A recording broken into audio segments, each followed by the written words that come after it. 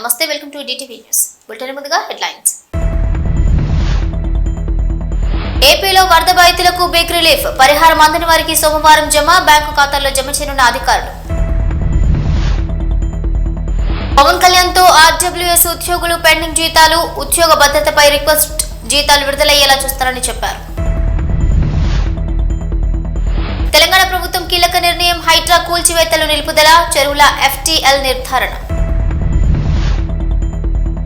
తెలంగాణ ప్రజలకు సర్కార్ దసరా కానుక, పండుగకు ఒకరోజు ముందే మంత్రి కోమటిరెడ్డి కీలక ప్రకటన. వరద బాధితులకు బిగ్ రిలీఫ్, సాంకేతిక కారణాలతో వరద సాయం అందని వారికి ఏపీ ప్రభుత్వం సోమవారం వరద పరిహారం బ్యాంకు ఖాతాలో జమ చేయనుంది.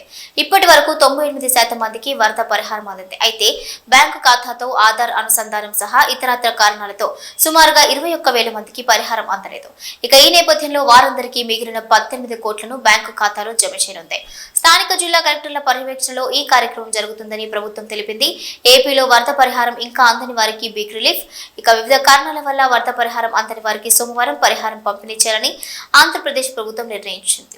వరదల కారణంగా సుమారు 4 లక్షల మంది ప్రభావితులయ్యారనే అంచనాతో ప్రభుత్వం వరద పరిహారం విడుదల చేసింది. మొత్తం 602 కోట్లు విడుదల చేయగా ఇప్పటికే చాలా మందికి వారి బ్యాంకు ఖాతాల్లో పరిహారం మొత్తం జమైంది.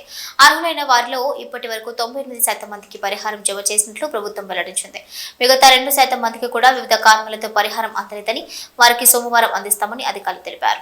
గొంతు వరకు నీళ్లున్నాయి, బోట్లేసుకొని తిరిగారు, భోజనం సరఫరా చేయలేకపోయాం, నీళ్లు ఇవ్వలేకపోయాం, కనీసం బయట వచ్చే పరిస్థితి లేదు. వాళ్ళు ఏం చేయాలో దిక్కు తెలియకుండా 5-6 లక్షల మంది నీళ్లు లేకుండా, తిండి లేకపోతే అక్కడే ఉండి రాత్రి పగళ్ళు పనిచేశాం.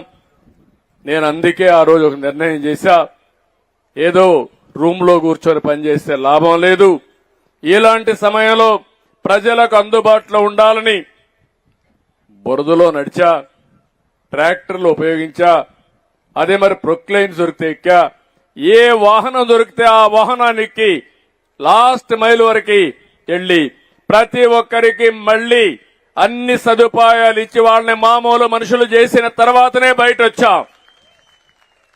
ఒక పట్టుదలతో మానవత్వంతో పనిచేశాం. నన్ను అర్థం చేసుకున్నారు ఈ సత్య సేవకులందరూ. నాకంటే పోటీపడి పనిచేశారు, బ్రహ్మాండంగా పనిచేశారు. వారిని మనస్ఫూర్తిగా పనిచేస్తున్నా.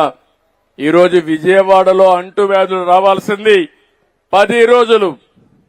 గార్బేజ్ నీళ్లు, వరద నీళ్లు, మురిక్కాలం నీళ్లు, అన్ని నీళ్లు కలిసిపోయి గందరగోళంగా ఉంటే వీళ్లు చేసిన సేవా కార్యక్రమాల ద్వారా ఒక్కరికి కూడా అంటువ్యాధి రాలేదంటే అది వారు చేసిన సేవ. గట్టిగా చప్పట్లు కొట్టి మీరందరూ అభినందించాల్సిన అవసరం ఉంది. అది మానవ సేవ. ఇలాంటి కార్యక్రమాలు చేసినప్పుడు ముందుకు వచ్చారు, అందరం కూడా వెళ్ళాం. అయితే వాళ్ళ కష్టాలు నేను చూసిన తర్వాత నేను కూడా మీరు చూస్తే చరిత్రలో ఎప్పుడూ ఇవ్వని ప్యాకేజ్ ఇచ్చాను. ఒక ఇంట్లో నీళ్లొచ్చి ఇబ్బంది పడ్డారంటే 25,000 రూపాయలు ప్రతి ఒక్క ఇంటికి ఇచ్చామంటే అది ఒక పట్టుదలతో చేశాం. ఇంతవరకు ఎప్పుడు కూడా 2,000-1,000 రూపాయలు ఇచ్చి పంపించేసేవాళ్లు. నేను ఒకటి ఆలోచించాను, కష్టాల్లో ఉన్నప్పుడు, సమస్యలున్నప్పుడు మానవతా దృక్పథంతో ఆలోచించాలి. మీనమేషాలు లెక్క పెట్టకూడదనే ఉద్దేశంతోనే 25,000 ఇచ్చా. 2 వీలర్స్ దెబ్బతింటే వాళ్లకు 3,000 ఇచ్చా. ఆటోలకు 10,000 ఇచ్చా. ఇంకో పక్క 10 రోజులు ఉన్నాయి కాబట్టి మిద్ది పైన ఉండే వాళ్ళకు కూడా 10,000 రూపాయలు ఆర్థిక సహాయం చేశాం. నేను చేసిన సహాయం అందరూ గమనించి ప్రపంచం మొత్తం కూడా స్పందించారు. అమెరికాలో ఉండే తెలుగు వాళ్ళు ఇంటికి ఫోన్ చేసి నేను చెప్తున్నా మీరెళ్లి సీఎం రిలీఫ్ డబ్బులిమ్మని వాళ్ళ తల్లిదండ్రులు పంపించారంటే అది ఎంతో స్ఫూర్తినిచ్చిందని చెప్పి కూడా నేను మీకు తెలియజేస్తున్నా. కష్టం ఫలించింది, సమాజం గుర్తించింది. మామూలుగా కాదు, 440 నుంచి 50 కోట్ల రూపాయలు, అంటే 450 కోట్ల రూపాయలు సీఎం రిలీఫ్ డబ్బులు వచ్చాయంటే నా జీవితంలో ఎప్పుడు నేను చూడలా. చాలా మంది ముందుకు వచ్చారు, ఒకే మాట చెప్పారు, ఇప్పుడు కూడా మేము ఇవ్వకపోతే, ఇప్పుడు కూడా మేము మీనమేషాలు లెక్కేస్తే మేము మనుషులమే కాదు, మానవ జన్మే కాదు, నాకు కూడా బాధ్యత ఉందని వచ్చారు. అది బ్రహ్మాండమైన స్ఫూర్తి, నాకు కూడా ఎక్కడ లేని కిక్ అని చెప్పి కూడా నేను మీకు తెలియజేస్తున్నా. ఆంధ్రప్రదేశ్ డిప్యూటీ సీఎం పవన్ కళ్యాణ్ కీలక ప్రకటన చేశారు. రాష్ట్రంలో ఆర్డబ్ల్యూఎస్ గ్రామీణ నీటి సరఫరా విభాగంలో ఇంటర్నల్ వాటర్ క్వాలిటీ మానిటరింగ్ ల్యాబొరేటరీలో పనిచేసే ఒప్పంద ఉద్యోగులకు పెండింగ్ జీతాలు చెల్లింపుపై స్పందించారు. ఈ మేరకు తాను అధికారులకు ఆదేశాలు ఇస్తారని హామీ ఇచ్చారు. ఆర్డబ్ల్యూఎస్ ఉద్యోగులు మంగళగిరిలోని పవన్ కళ్యాణ్ నివాసంలో కలిసి వినతి పత్రం ఇచ్చారు. రాజకీయ ఒత్తిళ్లతో తమను ఉద్యోగాల నుంచి తొలగిస్తున్నారని, 3 నెలలుగా జీతాలు ఇవ్వడం లేదని ఆవేదన వ్యక్తం చేశారు.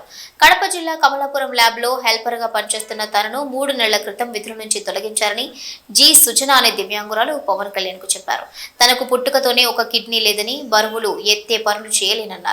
ఏ ఆధారం లేని తనకు తిరిగి ఉద్యోగం ఇప్పించి ఆదుకోవాలని సుజన డిప్యూటీ సీఎం ను కోరారు. ఇక ఆ విషయం గురించి అధికారులతో మాట్లాడతానని పవన్ కళ్యాణ్ ఆమెకు ధైర్యం చెప్పారు.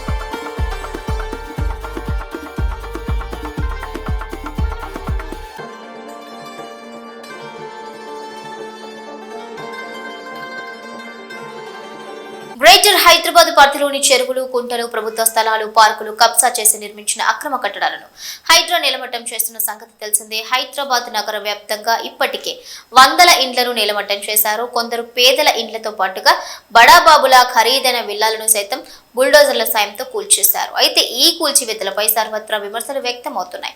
ఇటీవల అమీన్పూర్, పటేల్గూడ ప్రాంతాల్లో కూల్చివేతలు చేపట్టగా బాధితులు హైకోర్టును ఆశ్రయించారు. విచారణ సందర్భంగా హైడ్రా కూల్చివేతలపై హైకోర్టు ఆగ్రహం వ్యక్తం చేసింది. ఏ ప్రాతిపదికన కూల్చివేతలు చేపడుతున్నారంటూ ప్రశ్నించింది. నోటీసులు ఇచ్చిన వెంటనే సామాన్లు కూడా తీసుకొనివ్వకుండా వెంటనే కూల్చివేతలు చేపట్టడంపై అమీన్పూర్ తహసీల్దార్పై ఆగ్రహం వ్యక్తం చేసింది. చార్మినార్ కూల్చమంటే కూల్చేస్తారా అంటూ హైడ్రా కమిషనర్ రంగనాథ్పై సైతం తీవ్ర స్థాయిలో ఫైర్ అయింది. చెరువుల FTL బఫర్ జోన్లు నిర్ధారించకుండా వీకెండ్ డేస్ లో కూల్చివేతలు ఏంటి అంటూ నిలదీసింది. ఈ నేపథ్యంలో తెలంగాణ ప్రభుత్వం కీలక నిర్ణయం తీసుకున్నట్లుగా తెలుస్తోంది. ఇక గ్రేటర్ హైదరాబాద్ పరిధిలో ఉన్న అన్ని చెరువులు, కుంటలు FTL బఫర్ జోన్లు నిర్ధారించాలని ఆదేశాలు జారీ చేసినట్లుగా సమాచారం. ఇప్పటికే ఓ సంస్థకు సర్వే పనులు అప్పగించినట్లు వార్తలు వినిపిస్తున్నాయి. ఈ ప్రక్రియ మొత్తం పూర్తి కావడానికి దాదాపు 3 నెలల సమయం పట్టే అవకాశం ఉందని అధికార వర్గాల సమాచారం. దీంతో 3 నెలల పాటు హైడ్రా కూల్చివేతలు బ్రేక్ పడనున్నాయి. చెరువులకు హద్దులు నిర్ణయించిన తర్వాత ఆయా ప్రాంతాల్లో ఆక్రమణలు ఉంటే అప్పుడు కూల్చివేతలు చేపట్టాలని ప్రభుత్వం భావిస్తోందట. సంచలన నిర్ణయాలతో దూసుకుపోతున్న రేవంత్ రెడ్డి సర్కార్ మరో ప్రతిష్టాత్మక కార్యక్రమం వైపు అడుగులు వేస్తోంది. ఈ క్రమంలో తెలంగాణ ప్రజలకు మంత్రి కోమటిరెడ్డి వెంకటరెడ్డి తీపి కబురు వినిపించారు. తెలంగాణలో విద్యార్థులకు మెరుగైన విద్య అందించడమే లక్ష్యంగా రేవంత్ రెడ్డి ప్రభుత్వం ప్రతిష్టాత్మక కార్యక్రమమైన young India integrated residential schools నిర్మిస్తోంది. ఇప్పటికే ఈ ఇంటిగ్రేటెడ్ స్కూల్స్ పైలట్ ప్రాజెక్ట్ కింద కొడంగల్, మధురలో క్యాంపస్లు నిర్మిస్తున్నారు. ఆ తర్వాత అన్ని నియోజకవర్గాల్లో ఈ ఇంటిగ్రేటెడ్ స్కూల్స్ ప్రారంభించనున్నారు. ఈ క్రమంలోనే ఆదివారం రోజున సచివాలయంలో Young India integrated residential school complex నమూనాలు విడుదల చేస్తారు.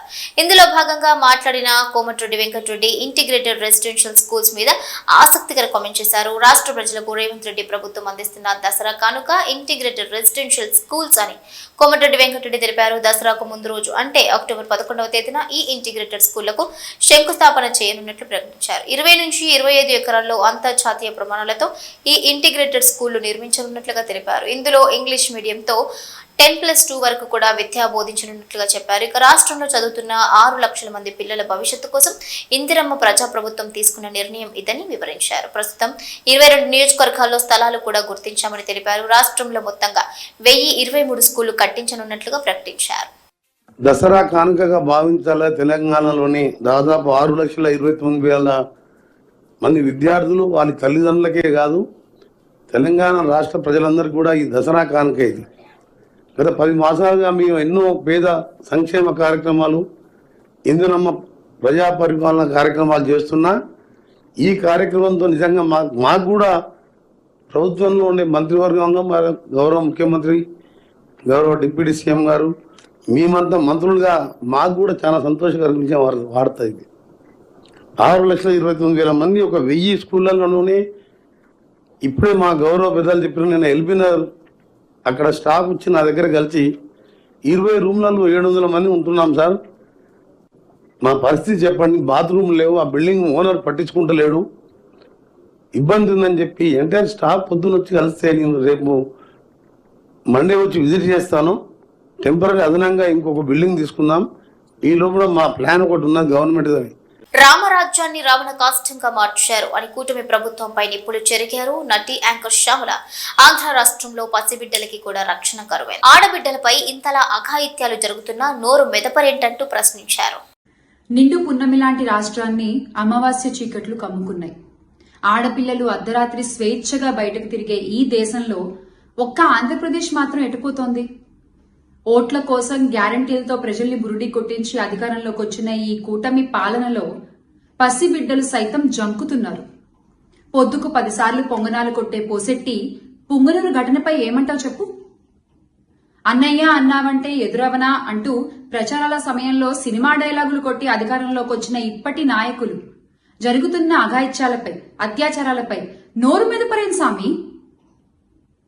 రామరాజ్యాన్ని రావణ కాష్టంగా మార్చినటువంటి ఈ కూటమి పాలనలో ఆడపిల్లలకి రక్షణ లేకపోవడం అనేది సిగ్గుచేటు. మాకు మా ఆడపిల్లల మాన ప్రాణాలే ముఖ్యం. బాబుగారు, మీ సొంత జిల్లాలో ఇంత జరిగితే, ఇంత ఘోరం జరిగితే, ఇంత అఘాయిత్యం జరిగితే మీకేం అనిపించట్లేదా అండి? బాబొస్తే అదొస్తుంది, బాబొస్తే ఇదొస్తుంది, ఇవన్నీ దేవుడెరుగు. ప్రాణాలు పోతున్నాయి సార్ మీరు వచ్చాక.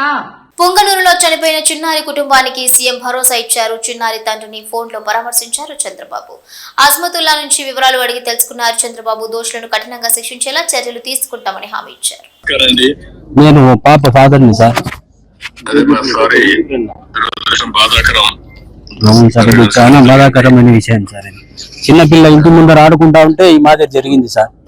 మీ మీద మీకు తెలిసినంత వరకు ఇన్ఫర్మేషన్ ఏంటి నాకు ఒకసారి ఎక్స్ప్లెయిన్ చేయండి. మీకు తెలిసినంత వరకు సార్, ఇంటి ముందర ఆడుకుంటా ఉంటే 7:30 గంటలకు సాయంత్రం పూట ఆదివారం రోజు కనిపించకుండా అయిపోయింది సార్ మా పాప.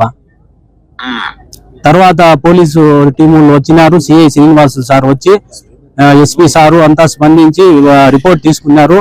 డే అండ్ నైట్ 3 days ఇక్కడే ఉండి పాప కోసము అంతా ప్రయత్నం చేసినారు సార్.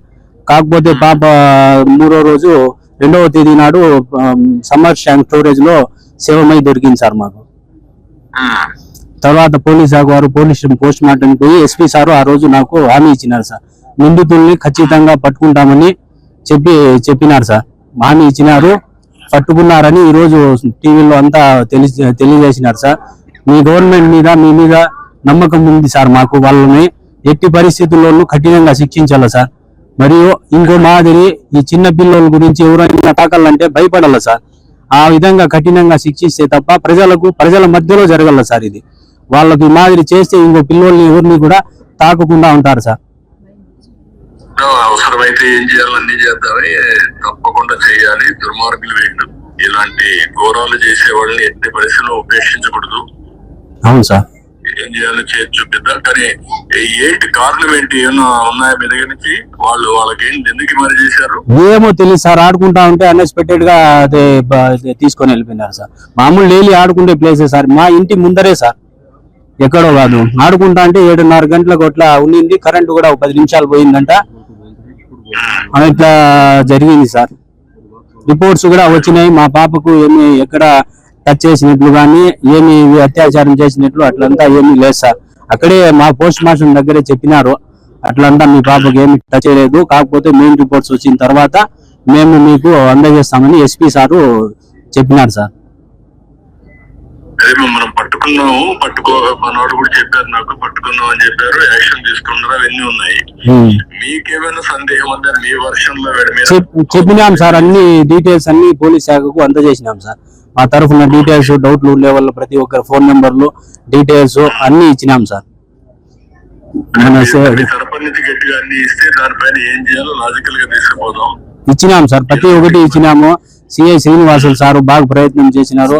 మా వెంటే ఉండి 24 గంటలు సహకారం అందించి ఎస్పీ సారు, డిఎస్పీ సార్లు, ప్రతి ఒక్క పోలీస్ శాఖ మాత్రము ప్రతి ఒక్కరు ఫుల్ గా రెస్పాండ్ అయ్యి బాగా ఇది చేసినారు సార్.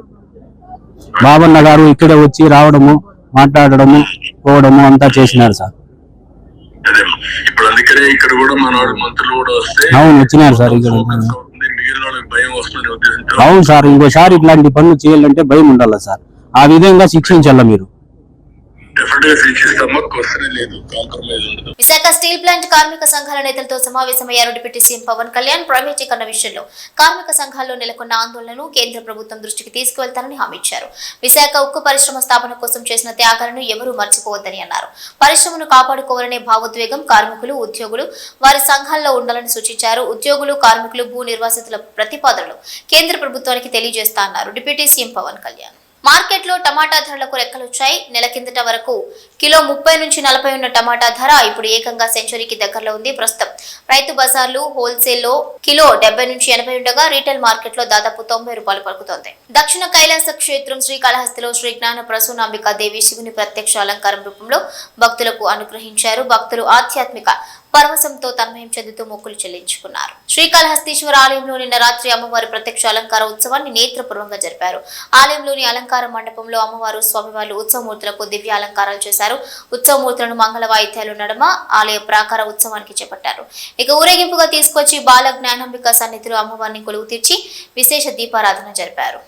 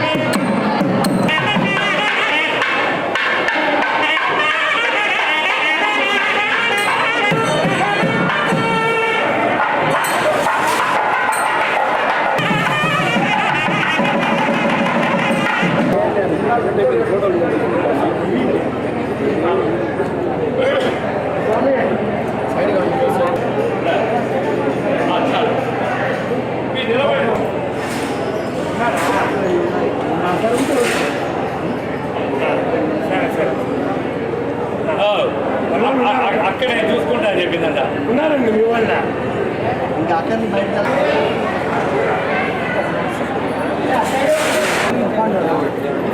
కావాలి కదండి.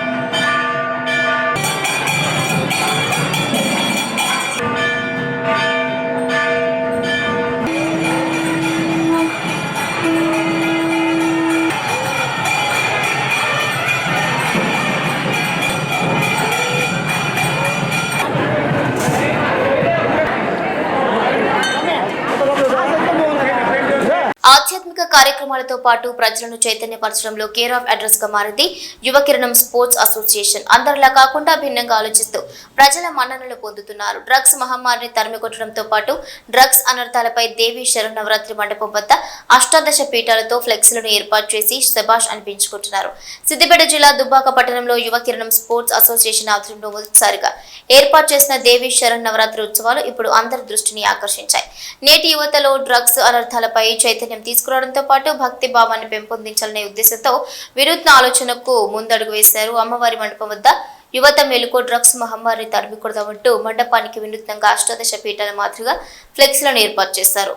మత్తుకు బానిసై నేటి యువత జీవితాలు చిత్తు చేసుకుంటున్నారనే ఉద్దేశంతో వినూత్నంగా ఆలోచించి డ్రగ్స్ పై అవగాహన కల్పించడం జరుగుతుందని తెలిపారు. అమ్మవారి దర్శనం కోసం వచ్చే భక్తులకు ఆధ్యాత్మిక కార్యక్రమాలతో పాటుగా డ్రగ్స్ నిర్మూలనపై అవగాహన కల్పిస్తున్నారు. అమ్మవారి దయతో రాష్ట్ర వ్యాప్తంగా డ్రగ్స్ మహమ్మారి యువత నుండి దూరం కావాలని స్పోర్ట్స్ అసోసియేషన్ కోరుతున్నారు. ఇక సామాజిక కార్యక్రమాల్లో ముందుంటూ యువ కిరణం స్పోర్ట్స్ అసోసియేషన్ భక్తులు, ప్రజలు, అధికారులతో పాటు పోలీసుల మన్ననను పొందుతున్నారు. అందరిలా కాకుండా భిన్నంగా ఆలోచిస్తూ ఏర్పాటు చేసిన అమ్మవారి వద్దకు తల్లిదండ్రులే వారి పిల్లలను తీసుకుని పెద్ద సంఖ్యలో తరలిరావడం విశేషం. శ్రీమాతే నమః. యువ కిరణం స్పోర్ట్స్ అసోసియేషన్ వారి ఆధ్వర్యంలో శ్రీ దేవి శరన్నవరాత్రి ఉత్సవాల భాగంగా ఈరోజు రాజరాజేశ్వరి దేవి అలంకారం జరగడం జరిగింది. తీసుకొని దానికి ఏంటంటే డ్రగ్స్ మత్తు వదలరా అనే కాన్సెప్ట్ తోటి మేము ఇక్కడ ఒక చిన్న ఫ్లెక్సీలు ఏర్పాటు చేయడం జరిగింది. ఈ ఫ్లెక్సీలు ఎందుకు ఏర్పాటు చేసినామంటే ఇక్కడికి వచ్చే భక్తులు కానీ ప్రజలు కానీ ఆ ఫ్లెక్సీలను చూసి మత్తుకి ఇంత బానిస ఉందా, డ్రగ్స్ వల్ల ఇంత వ్యసనాలు అవుతున్నాయా, ఇంత దారి వేస్తుందా అని చెప్పేసి వాళ్ళు ఆలోచించుకుంటూ ఉంటున్నారు.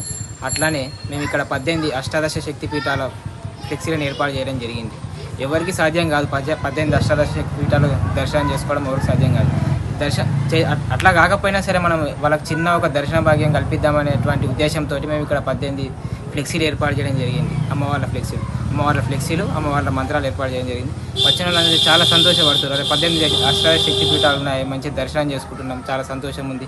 అట్లనే డ్రగ్స్ గురించి కూడా ఇక్కడ ఇంత మంచిగా తెలుపుతున్నారు, వీటికి బానిస అవుతున్నారు, వీటికి కాకుండా ఉన్నటువంటి మార్గాలు కూడా చెప్తున్నాం.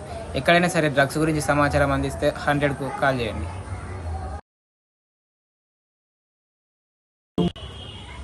సమాజంలో మా వంతు బాధ్యతగా యువ కిరణం స్పోర్ట్స్ అసోసియేషన్ ముందుకు సాగుతోంది. అందులో భాగంగా మొట్టమొదటిసారిగా మేము దేవీ నవరాత్రి ఉత్సవాలను నిర్వహించడం జరుగుతుంది. సమాజంలో పేరుకుపోతున్న డ్రగ్స్ను తరిమికొట్టేందుకు మేము ఒక అడుగు ముందుకు వేశాం. ఇక్కడ అమ్మవారి మండపం వద్ద ఒక ఫ్లెక్సీని ఏర్పాటు చేశాం. మత్తు వదలరా అనే కాన్సెప్ట్తోని ఒక ఫ్లెక్సీని ఏర్పాటు చేశాం. మద్యం మత్తు ఎక్కువ అవుతున్న కొద్దీ యువకులు కానీ ఎవరు కానీ ఏం చేస్తున్నారో తెలియడం లేదు. అలాగే డ్రగ్స్ కూడా ఈ నేటి ప్రపంచంలో చాలా నాటుకుపోయింది. ఎక్కడ చూసినా డ్రగ్స్ వాడుతున్నారు. చిన్న 8, 9, 10 తరగతి నుంచి యువకులు మొదలుకుంటే 50-60 ఏళ్ళ వరకు ఉన్న వాళ్ళు కూడా డ్రగ్స్ను వాడుతున్నారు దొంగతనంగా. అంటే చిన్నారులు వాళ్ళు ఏం పని చేయరు, వాస్తవానికి డబ్బులు ఉండయి కాబట్టి తల్లిదండ్రుల వద్ద ఇళ్లలో డబ్బులు దొంగతనాలు చేస్తూ డ్రగ్స్ వాడకాన్ని చేపడుతున్నారు. ఎవరికైనా సమాచారం తెలిసిన డ్రగ్స్ వాడుతున్నారని సమాచారం తెలిసినా పోలీసు వాళ్ళకు సమాచారం ఇవ్వాలని కోరుతున్నాము. అదేవిధంగా డ్రగ్స్కు దూరంగా ఉండాలి ప్రతి ఒక్కరు. వాస్తవానికి వాటికి అలవాటు కాకూడదు అని మా ఉద్దేశం. ఇక్కడికి వచ్చే భక్తులు మేము ఏర్పాటు చేసిన ఫ్లెక్సీలను చూసి మమ్మల్ని అభినందిస్తున్నారు. మేము కూడా వాళ్ళకు ఒకటే విషయం చెప్తున్నాం, మీ ఇంటి వద్ద మీ పిల్లలు ఏం చేస్తున్నారు, రాత్రులు ఏం చేస్తున్నారు, ఇంటికి వస్తున్నారా లేదా, అదే హాస్టల్లో చదువుకుంటే వాళ్ళ బాగోగులను కూడా రోజు తెలుసుకోవాలని మేము కూడా వాళ్ళతో చెప్పడం జరుగుతుంది. కావున ప్రతి ఒక్కరూ డ్రగ్స్ను తరిమికూడదాం అనే నినాదంతో ముందుకు సాగాలని కోరుతున్నాం. ఇవే బులెటిన్ డీటెయిల్స్.